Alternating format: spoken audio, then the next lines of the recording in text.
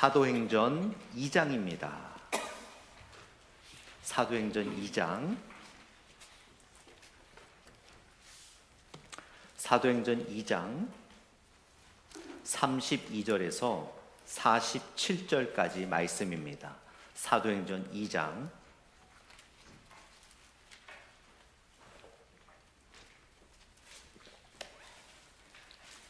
사도행전 2장 32절에서 47절까지 말씀입니다. 신약 189페이지나 190페이지 정도가 될 것 같습니다. 사도행전 2장 제가 32절 읽고 여러분들이 33절 읽으시면서 다 같이 47절까지 교독하겠습니다. 이 예수를 하나님이 살리신지라 우리가 다 이 일의 증인이로다.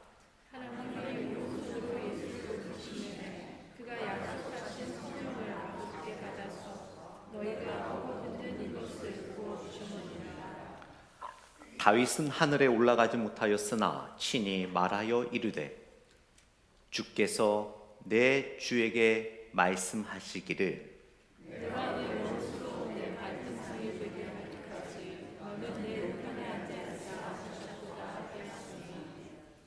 그런즉 이스라엘 온 집은 확실히 알지니 너희가 십자가에 못 박은 이 예수를 하나님이 주와 그리스도가 되게 하셨느니라 하니라.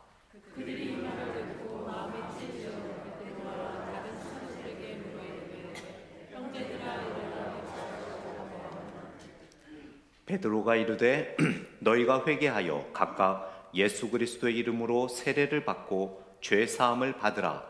그리하면 성령의 선물을 받으리니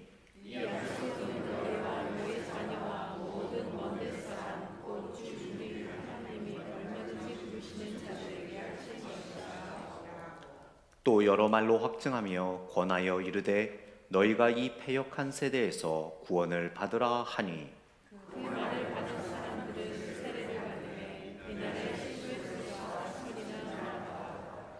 그들이 사도의 가르침을 받아 서로 교제하고 떡을 떼며 오로지 기도하기를 힘쓰니라.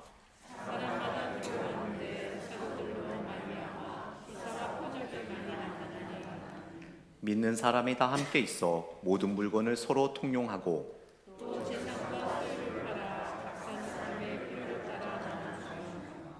날마다 마음을 같이 하여 성전에 모이기를 힘쓰고 집에서 떡을 떼며 기쁨과 순전한 마음으로 음식을 먹고 하나님을 찬미하며 또 온 백성에게 칭송을 받으니 주께서 구원받는 사람을 날마다 더하게 하시니라.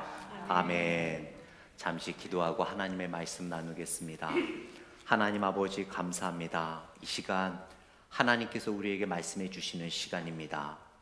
지난주는 성령 강림 주일이었으며 오늘은 우리 기독교가 삼위일체 주일로 지키는 주일입니다. 성령 강림 주일을 통하여 하나님께서 우리에게 주신 그 신약시대의 역사 속에 어떤 일이 있었는지를 통하여 우리의 신앙을 다시 한번 점검하며 하나님께 영광 돌리는 삶을 우리가 어떻게 살아가야 될지 다짐하기를 원합니다. 오늘 말씀 속에 성령님이여 역사하여 주시고 성령님께서 이 모든 시간을 주관하여 주셔서 하나님께서 우리 각자에게 주시고자 하는 그 진리와 뜻을 깨달아 실천할 수 있는 영적 다짐의 시간이 될 수 있도록 인도하여 주옵소서. 감사드리며 예수님 이름으로 기도드렸습니다. 아멘. 여러분 소다 좋아하십니까? 많은 전 세계적으로 인기 있는 소다 중에 코카콜라가 있죠. 코크라고 합니다. 저는 애틀랜타에서 왔는데요. 애틀랜타에 코카콜라 본사가 있습니다. 코카콜라 본사에 가게 되면 전 세계의 코카콜라의 제품을 무료로 맛볼 수가 있습니다. 그런데요, 같은 코카콜라라도 어쩜 그렇게 맛이 다 다른지 몰라요. 정말 다릅니다. 그 코카콜라 회사의 제품이 여러 개 있지 않습니까? 스프라이트도 있고 판타도 있고 있는데 거기서 나온 제품이지만 각각의 전 세계 한 180개국에 그 제공되는 코카콜라 제품들이 다 있는데 그것을 마음대로 다 테이스트를 해볼 수가 있습니다. 그런데 이상하게 한 번 먹으면 다 다른 것 같지만 이상하게 공통되는 맛이 나와요. 그 우리가 옛날부터 알고 있듯이 우리가 모르는 뭔가 그 핵심적인 원료가 그 안에 들어가기 때문에 첫맛은 다르지만 끝맛은 다 똑같은 것을 알 수 있습니다. 사람들이 다이어트에 관심이 가지면서 코카콜라 회사에서 칼로리를 좀 낮추자, 제로로 만들자 해서 설탕을 뺀 콜라 제품을 출시를 했죠. 그게 다이어트 코크와 제로 콜라입니다. 여러분, 다이어트 코크와 제로 콜라의 차이점 아십니까? 똑같이 설탕은 제로입니다. 그런데 왜 코카콜라 회사에서 똑같이 설탕을 제로로 만든 똑같은 제품인데 하나는 다이어트 코크로 이름으로 내고 하나는 제로 콜라를 만들었을까요? 다이어트 코크는 우리가 상식적으로 알다시피 여성들을 포커스를 맞춰서 만든 그 제로 칼로리 소다고요. 제로 콜라는 남성들을 위주로 만든 제품이라고 합니다. 그런데 다이어트 코크는 원래 오리지널 원조 콜라 맛과 전혀 다르게 만든 제품이에요. 그런데 아무리 칼로리가 없다 하더라도 그 다이어트 코크를 맛본 사람들은 원조 콜라를 돌려달라, 오리지널 콜라의 맛을 돌려달라. 그래서 코카콜라에서 오리지널 맛과 거의 비슷한 그러나 제로 칼로리로 만든 것이 바로 제로 콜라입니다. 이렇듯 사람들은 누구나 원조 오리지널을 찾고 싶어 합니다. 얼마 전에 그 한국에 계시는 분에게 연락을 받았습니다. 딸이 시애틀에 들렸다가 어떤 그 세미나가 있어서 그 오리지널 원조 스타벅스 1호점에 컵을 사갖고 와서 너무나 기쁘다고. 여러분, 한국에는요, 또 다른 주에는 그 오리지널 원조 그 1호점에 그 상표가 있는 제품이 굉장히 귀한 선물입니다. 자랑하더라고요. 그래서 제가 더 자랑했죠. 나는 마음만 먹으면 하루에 10번이라도 거기 왔다 갔다 할 수 있다고 이야기를 했습니다. 또 한국의 여러 가지 프로그램을 보게 되면은요, 음식 프로그램에서 레시피는 없지만 이 맛의 원조와 오리지널 레시피를 찾고자 유명한 셰프들을 모아놓고 맛을 보면서 그 남아있지 않는 오리지널 원조 레시피를 찾으려고 하는 많은 노력들이 있는 것을 보게 됩니다. 왜 사람들은 여러분 오리지널 원조를 찾을까요? 왜 그러냐면요, 여러분, 아무리 시대가 변해도 오리지널 원조에는 스토리가 있다고 합니다. 그냥 베끼는 거하고 그냥 있는 거 조금 애드해서 만드는 거와는 전혀 다르게 가장 처음에 만들어진 레시피나 그러한 다양한 음식들에게는 그것을 만들기까지 사람의 스토리가 있다고 합니다. 그리고 거기에는 철학이 있다고 합니다. 그리고 거기에는 인생이 담겨져 있다고 합니다. 그래서 지금 우리가 변화된 것에 좀 더 마음이 끌리고 맛이 있다 하지만 사람들은 여전히 오리지널과 원조를 찾아갑니다. 그것을 찾았을 때 그 음식이나 그 건물의 정체성을 알 수 있다는 거죠. 여러분, 교회에도 오리지널 레시피가 있습니다. 우리가 지금 다니는 시애틀 평강 장로교회, 성경에서 말하는 교회의 정의는 이렇습니다. 예수님을 믿은 사람들의 모임을 교회라고 합니다. 교회라는 헬라어 단어는 에클레시아라는 의미인데요, 이 에클레시아는 어떤 곳에서 밖으로 끄집어내어 따로 모임을 형성하게 하는 것이 에클레시아, 교회라는 뜻입니다. 우리가 시애틀 평강 장로 교회라고 부르는 이 건물 자체는 사실은 교회는 아닙니다. 그러나 우리가 교회라고 부르는 이유는 예수님을 믿고 사랑하는 우리가 모여서 예배드리고 교제 나누는 곳이기 때문에 이 건물을 교회라고 부르는 것 뿐이지, 진정한 교회는 바로 예수님을 믿어 성령님이 계시는 여러분 한 분 한 분이 교회이며, 또 우리가 모여 예배드리는 그 공동체가 바로 교회인 것이에요. 따라서 우리가 오늘은 이곳에서 예배드리지만 7월 4일 5일은 우리가 성령의 샘 센터에서 예배드리지 않습니까? 예수님을 믿는 성도들이 모여 하나님을 찬양하고 예배하는 그곳이 바로 교회인 거예요. 그렇다면 이 교회는 여러분 언제 처음 시작되었을까요? 존재하는 모든 것에는 오리지널이 있습니다. 원조가 있습니다.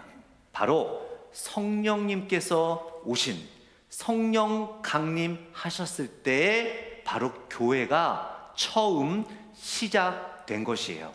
따라서 교회를 만약 음식으로 비유한다면 교회에 있어서 가장 핵심적인 레시피는 바로 성령님이라는 것을 성경을 통해 우리는 알 수 있습니다. 그래서 저는 오늘 본문을 통해서 성령의 레시피로 만든 교회, 여러분과 함께 타임머신을 타고 2000년 전으로 가서 그 레시피를 찾아 성령의 레시피로 만들어진 교회는 어떤 모습이었는지를 함께 나누면서 지금 우리의 교회가 어떠해야 되는지, 또 성령인 나 자신이 어떠한 삶을 살아가야 되는지 함께 같이 말씀을 나누기를 원합니다. 첫 번째로 성령의 레시피로 만들어진 오리지널 교회는 여러분 복음 공동체였습니다. 오늘 본문 32절과 36절을 한번 같이 다시 보겠습니다. 제가 읽습니다. 이 예수를 하나님이 살리신지라 우리가 다 이 일의 증인이로다. 하나님이 오른손으로 예수를 높이심에 그가 약속하신 성령을 아버지께 받아서 너희가 보고 듣는 이것을 부어 주셨느니라. 다윗은 하늘에 올라가지 못하였으나 친히 말하여 이르되 주께서 내 주에게 말씀하시기를. 그러면서 36절 그런즉 이스라엘 온 집은 확실히 알지니 너희가 십자가에 못 박은 이 예수를 하나님이 주와 그리스도가 되게 하셨느니라 하니라. 성령의 레시피로 만들어진 교회의 참다운 모습은 바로 복음 공동체였습니다. 우리의 몸은 DNA로 만들어졌죠. 그러나 교회의 DNA는 바로 복음입니다. 그 복음의 주인은 바로 예수 그리스도지요. 복음이란 무엇입니까, 여러분? 오늘 본문에 보게 되면 3,000명 이상의 사람들이 복음을 듣고 예수님께로 오게 되는 경우를 보게 되죠. 복음은 여러분 좋은 소식으로만 알고 있지만 바로 이겁니다. 내가 지옥에 갈 수밖에 없는데 하나님께서 독생자 예수 그리스도를 보내셔서 그 예수님께서 나를 대신하여 십자가에서 돌아가심으로 내가 그 예수님을 믿기 때문에 천국으로 간다라는 소식, 그것이 바로 복음입니다. 다른 화려한 게임이 아니었습니다. 다른 화려한 어떤 행사가 아니었습니다. 어떤 화려한 건물이 아니었습니다. 어떤 화려한 사람들을 유혹하는 세상적인 그런 유혹물이 아니었습니다. 교회의 가장 중요한 성령의 레시피로 만들어진 교회는 바로 복음 공동체였음을 보게 됩니다. 그런데 여러분, 오늘 본문 32절과 36절을 다시 보십시오. 32절에 이 예수를 이라고 시작하고 있죠. 그리고 36절에 중간 부분에 그런즉 이스라엘 온 집은 확실히 알지니 너희가 십자가에 못 박은 이 예수를 하나님이 주와 그리스도 되게 하셨느니라 하니라라고 이야기하고 있습니다. 여러분, 여기서 이 예수라는 게 굉장히 중요한 거예요. 왜 중요하냐면요, 오늘 베드로에게 이 설교를 들은 사람들, 복음의 소식을 들음으로 인해 교회를 이루어 가게 된 이 사람들은 예수님을 많이 알고 있었거든요. 예수님이 어렸을 때부터 자라은 것, 그리고 아버지가 목수였다는 사실, 그리고 30대 이후에 사역하며, 또 그들이 누구였습니까? 예수님을 못 박아라 해서 십자가에 못 박힌 예수, 그 예수가 바로 우리의 그리스도다, 우리의 주다라고 베드로가 선포하고 있는 거예요.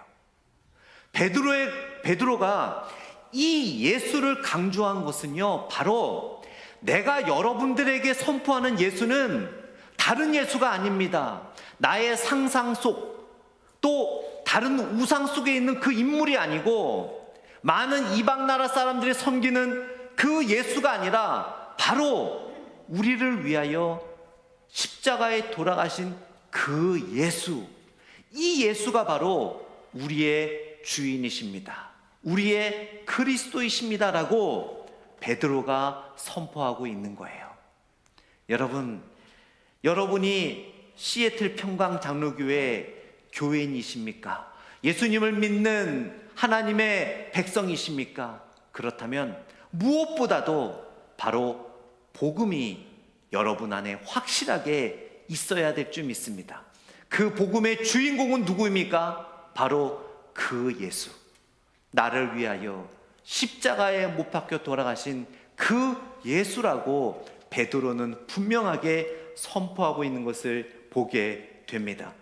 그러면서 베드로는 어떻게 이야기를 하고 있습니까? 그 복음의 레시피로 만들어진 교회라면 그 복음의 공동체답게 살아가야 됨을 베드로는 권면하고 있는 거예요. 여러분, 그렇다면 우리는 어떤 교회가 되어야 할까요? 여러분은 어떤 신앙인의 삶을 살아가야 할까요? 복음의 공동체, 복음으로 인해 교회가 되었고 교회를 이룬다면 우리들의 말과 삶 속에 복음의 향기가 나타나야 될 줄 믿습니다. 여러분의 가정이 복음의 공동체가 되어야 될 줄 믿습니다. 여러분의 가정이 복음의 공동체라면 그 가정 안에 복음의 핵심인 주 예수 그리스도의 은혜와 사랑과 평안과 위로의 향기가 퍼져야 될 줄 믿습니다. 우리 시애틀 평강 장로교회가 복음의 공동체라면 우리 성도 한 사람 한 사람의 입술의 열매가 그리스도의 은혜와 사랑과 화평과 평안과 위로의 열매가 맺어져야 될 줄 믿습니다. 여러분의 삶이, 여러분이 복음의 공동체의 교회라면, 성령의 레시피인 복음으로 인해 삶을 살아간다면 여러분의 직장에서 여러분의 직장의 삶이 또 여러분들 동료들에게 그리스도의 복음의 향기가 되어야 될 줄 믿습니다. 여러분이 사업을 운영하시고 또 비즈니스를 운영하신다면 여러분의 그 비즈니스와 사업을 통하여 그리스도의 향기가 나타나야 될 줄 믿습니다. 제가 지난주에 우리 권사님들이 직분자 처음으로 모여 함께 세미나를 하고 기도회를 가졌습니다. 그때 나눈 말씀이기도 하지만 우리가 2주 전에 국제제자훈련원에서 하는 새가족부 세미나를 우리가 교회에서 온라인으로 가졌죠. 가장 저에게 마음에 와 닿은 이야기가 하나가 남아 있습니다. 뭐냐면 새가족들이 오시게 되면 2달 안에 최소한 5명 이상의 친구를 만들도록 하셔야 됩니다라고 그 강사가 이야기를 하더라고요. 여러분, 쉽진 않죠. 그러나 그 5명 중에 1명이 누구여야 할까요? 기도하시는 장로님이 하시지, 기도하시는 권사님이 하시지. 나는 쑥스러워서, 나는 내 친구도 없는데 내가 어떻게 말을 걸어. 아니죠, 여러분. 그 5사람 중에 한 명이 여러분이 되셔야 돼요. 그것이 바로 복음의 공동체입니다. 내가 예수님의 은혜와 사랑을 받았다면 그것을 나타내는 것이 바로 복음 공동체의 역할인 거지요. 또 한 가지 기억에 남는 것이 그런 말을 하시더라고요. 지금의 사람들은 백화점이나 여러 사회와 문화 속 세상에서 최고의 서비스를 받기 때문에 교회에서 웬만하게 해서는 감동을 못 준다고. 정말 방문하신 분들이 교회에 정착하게 하기 위해서는 이 사회의 어떤 단체와 어떤 회사보다도 고객 감동을 줄 수 있는, 감동을 주는 교회가 되어야 성도들을 정착시킬 수 있다고 합니다. 여러분, 우리가 복음의 공동체라면 복음의 핵심이 누구라고요? 예수 그리스도. 그 예수 그리스도가 나타내는 것이 무엇입니까? 사랑과 자비와 은혜와 화평과 권면과 위로가 아니겠습니까? 우리 교회는 성령의 레시피로 만들어진 교회로서, 복음의 공동체로서 우리의 발길이 닿는 곳곳마다, 만나는 사람들마다 복음의 핵심인 그리스도, 예수 그리스도의 사랑과 은혜와 화평과 위로의 열매를 맺어가는 여러분이 되시기를 간절히 축원드립니다. 두 번째로, 성령의 레시피로 만들어진 오리지널 교회는 회개의 공동체였습니다. 오늘 본문 37절에서 41절을 보게 되면은요, 37절 말씀에 그들이 이 말을 듣고, 복음이에요, 복음. 복음을 듣고 마음에 찔려 베드로와 다른 사도들에게 물어 이르되, 형제들아, 우리가 어찌할꼬 하거늘. 이 복음을 듣고 그 예수님이 나 같은 죄인을 위하여 십자가에서 모든 죄를 지시고 돌아가시고 하나님께서 죽으신 그리스도를 부활하게 하셨다라는 그 복음을 듣고 마음에 감동이 온 거죠.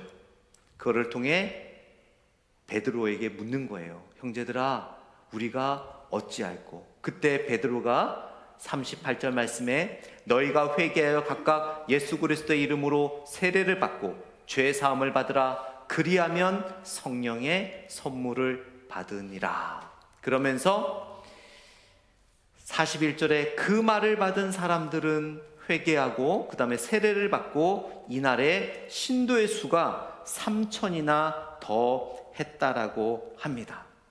여기서 사람들이 마음이 찔려, 이것은 그냥 콕콕콕 찔렀다는 의미가 아니라 정말 깊이, 정말 너무나 깊이 찔렸다라는 그런 의미예요. 그러면서 38절에 너희가 회개하여 각각 예수 그리스도의 이름으로 세례를 받으라라고 베드로가 권면했지요. 우리들의 삶은 여러분, 회개에서 시작이 됩니다. 복음을 듣고 교회에 출석하더라도 참된 회개가 없는 사람은 성도로서의 삶을 아직 시작하지 못한 겁니다. 이제 졸업 시즌이지 않습니까? 한국은 졸업 끝났다고 이야기하지만 미국의 졸업식의 영어의 의미는 새로운 시작을 의미하지요. 우리들의 시작은 여러분, 참된 회개에서 시작합니다. 그런데 요즘에 많은 분들이 그런 이야기를 합니다. 교회마다 회개의 눈물이 말랐다. 여러분, 왜 우리가 회개하지 못할까요?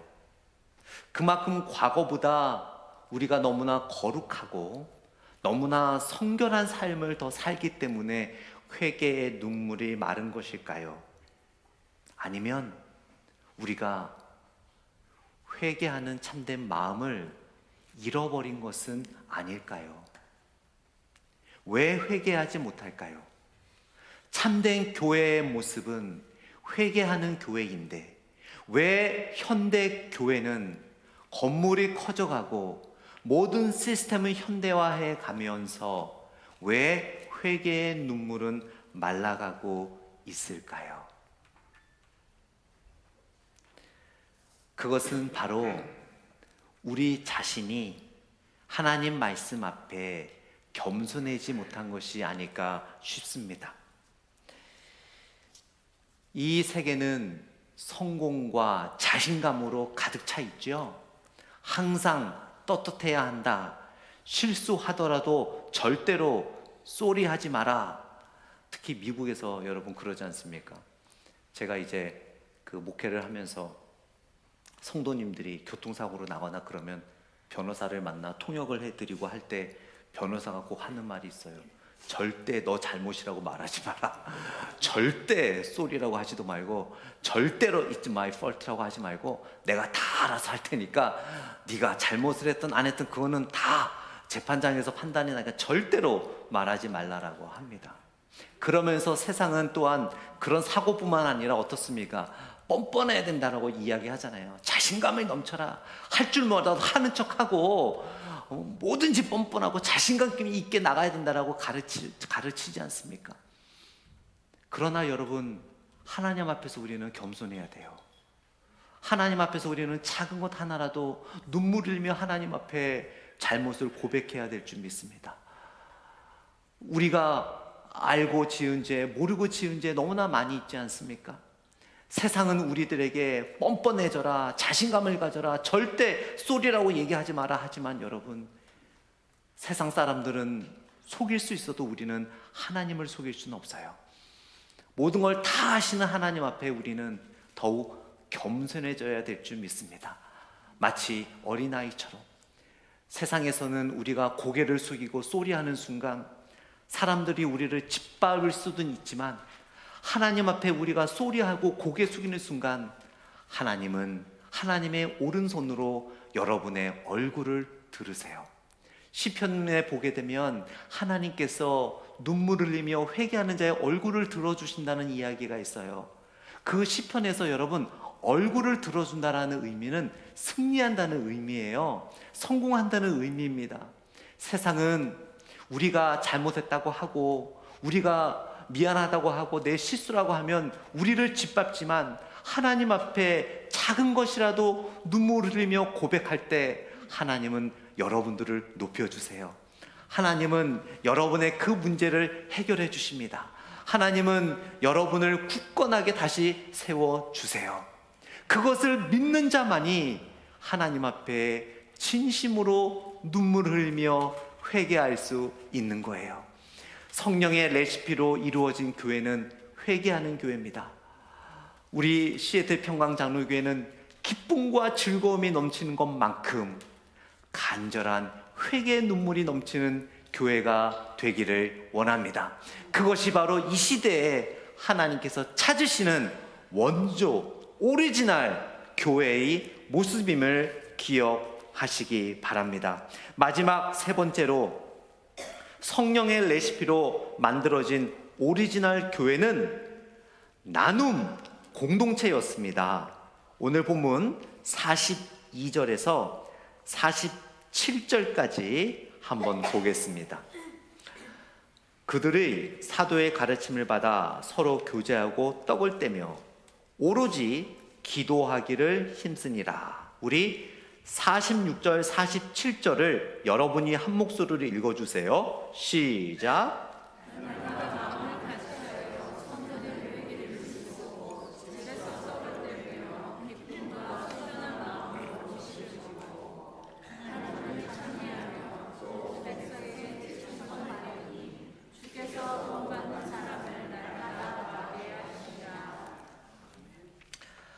오늘 본문은 오리지널 교회의 모습을 보여주는 거거든요. 성령 강림하시고 그 성령 강림으로 인해 베드로가 설교를 하면서 3,000명의 교회를 처음 이루게 됩니다.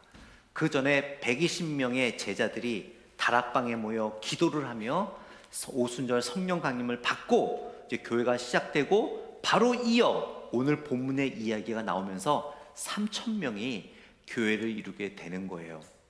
따라서 여러분, 교회는 성령님이 원조인 거예요. 하나님께서 교회를 설계하시고, 건축과 같습니다. 건축을 하려면 여러분 설계자가 있어야 되고 자재가 있어야 되겠죠? 그리고 건물을 세우는 사람이 있어야 됩니다. 이 교회는 여러분, 보이지 않는 성도의 교회란 하나님께서 설계하셨고 예수 그리스도가 자재인 거예요. 복음이 바로 자재인 거예요. 그 예수 그리스도가 원료, 자재였으며 건물을 세우는, 교회를 세우는 역할을 바로 성령님이 하신 거예요.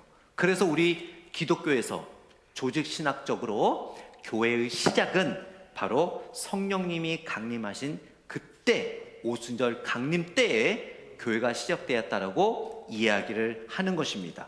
자, 그러면서 오늘 본문에 교회의 원조, 어떤 모습이었습니까? 나눔 공동체였죠. 복음을 나누고 또한 이들은 은혜를 나눴습니다. 그리고 물질을 나눴어요. 이 두 가지를 나눴어요. 오리지널 교회에서는 모여서 은혜를 나눴습니다. 여러분, 우리 시애틀 평강 단우교회는 은혜를 나누는 교회가 되기를 축원드립니다. 가장 좋은 방법은 무엇입니까? 목장 모임이죠.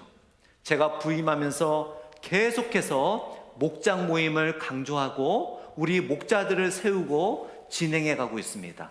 또 올 가을에 또 제2차 목자 세미나를 또 합니다. 왜냐하면 목장 모임은 어떠한 프로그램이나 교회의 하나의 시스템이 아니라 바로 성령 레시피로 만들어진 원조 교회의 모습이 바로 목장의 모습이었기 때문입니다. 목장에서 여러분 무엇을 합니까? 삶을 나누고 은혜를 나누고 또 무엇을 나눠요? 또 음식을 나누면서 그리스도의 사랑을 나누게 되죠. 우리 시애틀 평강장로교회 성령의 레시피로 만들어진 우리 교회는 원조 교회답게 이러한 영적 교제가 끊임없이 이루어지는 교회가 되어야 될 줄 믿습니다. 또 두 번째로 무엇을 나눴다고요? 필요한 것을 나눴어요.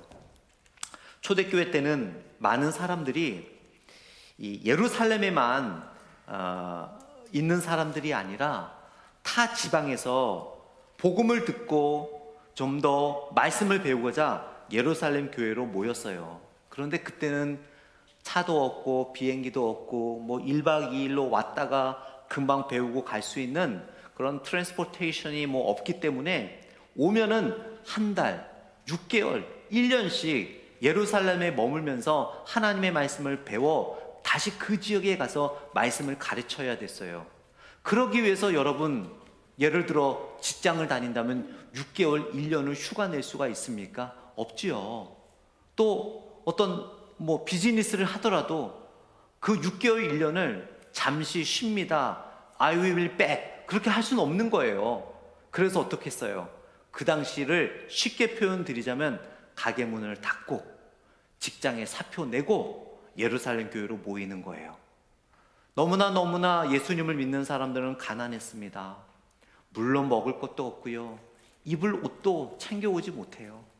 그저 한 끼 먹을 거 가지고 먼 길을 걸어서 몇 주씩, 몇 개월씩 예루살렘으로 와서 하나님의 말씀을 듣고 배우는 거거든요.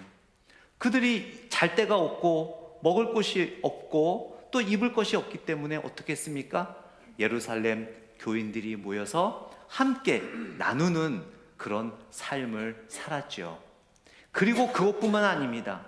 예배 후에 항상 그들은 은혜를 나누고 또한 눈여겨봅니다. 어떤 성도에게 무엇이 필요한가 잘 눈여겨봤다가 나도 부족하고 나도 어렵지만 나보다 더 부족하고 더 어려운 사람을 위해 나누는 삶을 살았어요. 이것이 여러분 바로 성령 레시피로 만들어진 원조 교회의 모습입니다. 물론 여러분 다 여러분들이 세계 최고의 갑부처럼 살 수는 없잖아요. 늘 부족하지 않습니까? 아무리 돈이 많아도 늘 부족해요, 여러분. 그렇죠? 저는 돈이 많이 있어 보지를 못해서 모르겠지만 듣는 얘기로 보면 늘 있어도 부족하대요. 그러나 여러분, 우리보다 나보다 더 연약하고 부족한 형제 자매가 있다면 그 사람을 위해 나누는 것, 그것이 바로 성령 레시피로 만들어진 원조 교회의 모습임을 알 수 있습니다. 물질만 나누는 게 아니죠. 시간도 나눌 수 있고요. 내가 뭔가 할 수 있는 일을 위해, 그 사람을 위해 하는 것, 그것이 바로 보이지 않는 물질을 또한 나누는 것임을 보게 됩니다. 하버드 대학교에 행동 경제학자 중에 마이크 노턴이라는 교수가 있어요. 그분이 재밌는 실험을 하나 했습니다. 두 그룹으로 나눴어요. 한 그룹은 돈을 주고 당신 자신만을 위해서 돈을 쓰시오. 그리고 한 그룹은 똑같은 돈을 주고 자신을 위해서 쓰지 말고 남을 위해서 쓰시오. 두 그룹으로 나눴습니다. 그 돈을 줬어요. 그리고 돈을 쓰게 하고 며칠 동안 조사를 했습니다. 행복 정도를 조사를 했는데요, 자신을 위해서 돈 쓴 사람보다는 남을 위해서 돈 쓴 사람들이 훨씬 행복 지수가 높았다고 합니다.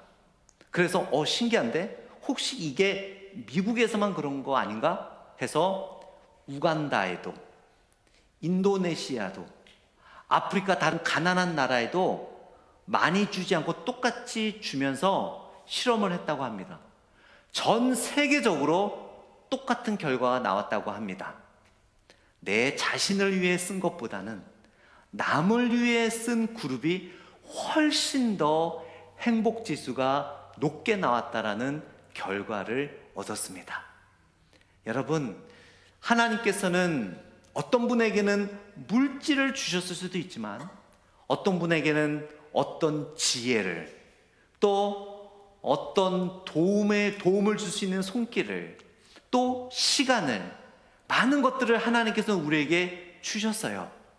여러분, 그것을 여러분을 위해서만 사용하시지 마시고 교회를 위해서, 필요한 분을 위해서, 다른 사람을 위해서 우리가 사용할 때 참된 교회의 모습이 이루어지며 참된 그리스도 안의 행복을 여러분들이 누리시게 될 줄 믿습니다. 말씀을 맺도록 하겠습니다. 모든 것에는 원조가 있지요. 오리지널이 있습니다. 교회도 오리지널 원조가 있습니다. 바로 그 원조 오리지널 레시피는 바로 성령님이었습니다. 성령의 레시피로 만들어진 교회는 바로 복음 공동체입니다. 주 예수 그리스도, 예수 그리스도를 주인으로 모시는 교회, 예수 그리스도를 가정의 주인으로 모시는 가정, 예수 그리스도를 나의 비즈니스와 사업체의 주인으로 모시는 성도의 삶, 예수 그리스도를 나의 학업의 주인으로 모시는 학생들, 모든 삶에 있어서 복음의 공동체라는 것은 바로 예수 그리스도를 주인으로 모신다는 것입니다. 우리 교회의 주인은 예수 그리스도입니다. 예수 그리스도를 주인으로 모시는 복음의 공동체가 바로 성령의 레시피로 만들어진 교회의 모습이며, 두 번째는 바로 무엇이었죠, 여러분? 기억하십니까? 네, 회개입니다. 안 주무셨네요. 잘 들으셨네요. 회개 공동체입니다, 여러분. 왜 우리가 회개 눈물이 말라졌습니까? 바로 하나님 앞에 겸손하지 못해서 그렇습니다. 세상은 절대로 잘못했다는 말 하지 말라고 합니다. 고개 숙이지 말라고 합니다. 눈물 보이지 말라고 합니다. 그러는 순간 너는 동정심을 얻는 것이 아니라 바로 너를 짓밟아 버릴 거야. 그러나 하나님 앞에서는 우리는 그렇지 않습니다. 우리가 고개를 숙이는 순간, 하나님 앞에 나의 모든 것을 간절한 눈물로 회개하는 순간, 하나님은 여러분의 고개를 올려주세요. 여러분을 강건하게 해주십니다.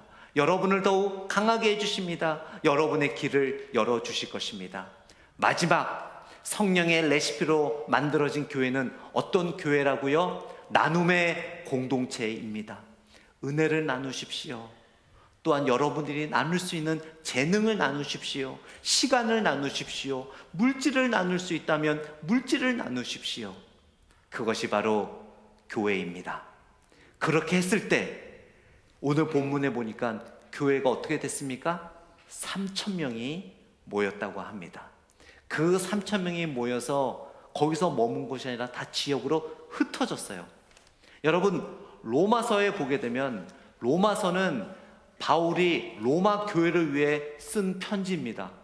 그런데 성경에 보게 되면 로마 교회는 누가 세웠는지 몰라요. 바울이 세운 교회가 아닙니다. 많은 신약학자들이 확신하기를 여기 모여있는 3,000명 중에 몇 명이 다시 로마로 돌아가서 그들의 교회를 세웠다라고 이야기를 합니다. 수많은 성도들이 성령의 레시피를 통하여 그 세 개의 공동체로 교회를 세워나갈 때 하나님의 복음이 더욱 확장되었던 것을 보게 됩니다. 우리 시애틀 평강장로교회는 앞으로 해야 할 일이 많습니다. 정말 하나님께서 이곳에 3,000명을 보내주시면 걱정은 되지만 여러분, 또 3,000명을 보내주시면 그만큼 하나님께서 알아서 해주실 줄 믿습니다. 우리가 교회가 성장하기 위해서, 외형적으로 자라나기 위해서 전도해야 되는 게 아니에요. 하나님께서 우리 교회를 향하신 계획이 있을 줄 믿습니다. 그 계획을 더 성실히 이루어가기 위해 우리가 영적으로 부흥해야 되는데, 그러기 위해서는 다시 원조, 오리지널로 돌아가야 된다는 거죠. 성령의 레시피입니다. 복음 공동체, 회개 공동체, 나눔의 공동체를 통하여 여러분 자신의 신앙과 가정과 하시는 일들과 또 우리 몸된 교회가 영적 부흥을 경험하기를 간절히 축원드립니다. 우리 이 시간에 함께 같이 기도하기를 원합니다. 다 같이 일어나실까요? 여러분, 아마 이 세 가지 모두가 너무 부족했다라고 느끼신 분들도 있을 거예요. 정말 복음 공동체, 예수님을 나의 주로 고백하지만 정말 내 삶의 주인이 예수님이신가 한번 되돌아보기를 원합니다. 정말 복음 공동체이지만 예수님을 주로 모시지 못했다면 여러분, 이 시간에 기도하십시오. 예수님, 내 삶의 주인으로 모십니다. 나의 주인이 되어주세요. 여러분, 과거에 눈물을 흘리며 뜨겁게 회개했던 그 눈물 말라버리지 않았습니까? 좀 먹을만하고 살만하고 미국 생활에 익숙해지니까 그 눈물 말라버리지 않았습니까? 그렇게 눈물 흘리며 회개했던 그 순간이었지만 하나님이 그 병을 고쳐준 이후 말라버리지 않았습니까? 하나님이 모든 일을 형통하게 하신 다음 말라버리지 않았습니까? 우리는 더욱더 눈물을 흘리며 하나님 앞에 회개로 나아가야 될 줄 믿습니다. 편안한 신앙생활을 위하여, 안이한 신앙생활을 위하여 나누지 못하는 삶을 살지 않았습니까? 우리는 은혜를 나눠야 될 줄 믿습니다. 필요하다면 물질을, 필요하다면 나의 시간을, 필요하다면 나의 재능을 나눔으로 말미암아 성령 레시피로 만들어진 원조 교회의 모습이 바로 우리 교회, 우리 각자의 신앙의 삶이 되어야 될 줄 믿습니다. 이 시간 회개할 것은 회개하시고 간절히 구할 것은 구하시면서 오늘 말씀을 묵상하시며 하나님 앞에 간절히 기도하는 시간 갖도록 하겠습니다. 기도하겠습니다. 하나님 아버지, 이 시간에 우리를 다시 한번 인도하여 주심에 감사합니다. 아버지 하나님, 주님께서 시애틀 평강장로교회를 세워주셨습니다. 아버지 하나님, 우리 각자가 저를 불러주셨습니다. 성경 말씀을 통하여 하나님을 말씀하십니다. 너희가 거룩한 성전인 줄을 알지 못하느냐. 아버지 하나님, 주 예수 그리스도를 나의 주라 고백하지만 정말 내 삶의 주인은 예수님입니까? 우리의 가정의 주인이 누구입니까? 나의 사업의 주인이 누구입니까? 나의 기업의 주인이 누구입니까? 나의 직장의 주인이 누구입니까? 내 자녀들의 주인이 누구입니까? 나의 삶의 삶의 주인이 누구입니까? 아버지 하나님, 다시 한번 예수 그리스도가 나의 삶의 주인이 될 수 있도록 인도하여 주시옵소서. 아버지 하나님, 주님을 향한 첫사랑의 회개 눈물을 기억합니다. 아버지 하나님, 회개의 눈물이 말라버린 우리의 연약한 모습들을 용서하여 주시옵소서. 기쁨과 찬양과 즐거움만 아니라 우리의 죄를 간절히 고백하는 회개의 눈물이 끊이지 않는 우리 교회가 될 수 있도록 인도하여 주시옵소서. 감사와 축복의 입술의 열매도 늘 있어야 하지만 아버지 하나님, 우리의 삶에 있어서 영적으로 게으르고 하나님 말씀에 순종하지 못했던 우리의 모습을 하나님 앞에 솔직히 눈물을 흘려 고백하고 회개할 수 있는 우리의 모습들 될 수 있도록 인도하여 주시옵소서. 우리가 눈물 흘리며 간절히 회개할 때 하나님께서는 은혜의 오른손으로 우리의 얼굴을 들어주신다고 약속하셨사오니 아버지 하나님, 담대하게 믿음으로 겸손히 회개하는 우리의 모습 되게 하여 주시옵소서. 나눔의 공동체가 되기를 원합니다. 하나님께서는 우리에게 물질을, 우리에게 시간을, 우리에게 재능을 허락하셨지만 아버지 하나님, 너무나 안일하게 그것을 사용하지 않았습니까? 나만을 위하여 사용하지 않았습니까? 은혜를 나누는 공동체가 되게 하여 주시고, 믿음을 나누는 공동체가 되게 하여 주시고, 재능을 나누는 공동체가 되게 하여 주시고, 필요하다면 물질을 나누는 공동체가 될 수 있도록 인도하여 주시옵소서.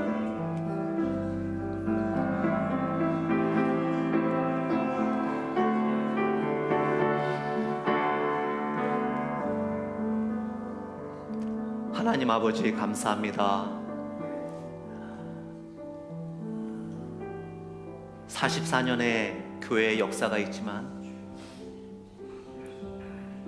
과연 그 나이만큼 하나님이 보시기에 합당한 모습을 갖추고 있는지 성령 강림 주일과 삼위일체 주일을 통해 다시 한번 되돌아보게 하여 주심에 감사합니다. 교회의 주인 되시는 예수 그리스도, 그 복음의 공동체를 지켜가고 있는지, 기쁨과 감사뿐만 아니라 회개의 눈물이 끊이지 않는 교회가 되고 있는지, 매너리즘에 빠져 편안하고 즐겁고 교제 나누는 오래된 교회로서 멈춰 있지는 않는지, 정말 우리의 은혜를 나누고 필요하다면 물질을 나누고 필요하다면 내 시간을 드리고 필요하다면 내 재능까지도 드릴 수 있는 나눔의 공동체인지 다시 한번 되돌아보게 하시고, 성경은 우리들에게 우리 각자도 주님의 성전이라고 선포하셨습니다. 나 자신도 성전이오니 내 삶이 복음의 삶이 되게 하시고, 회개의 삶이 되게 하시고, 나눔의 삶이 되게 하여 주시고, 내 자신이 그런 모습으로 살아갈 때 우리 시애틀 평강장로교회가 성령의 레시피로 만들어진 오리지널 교회의 모습을 유지하며 더 확장되게 인도할 줄 믿습니다. 아버지 하나님, 감사합니다. 성령 충만한 교회 인도하여 주시옵소서. 예수님 이름으로 기도드렸습니다. 아멘.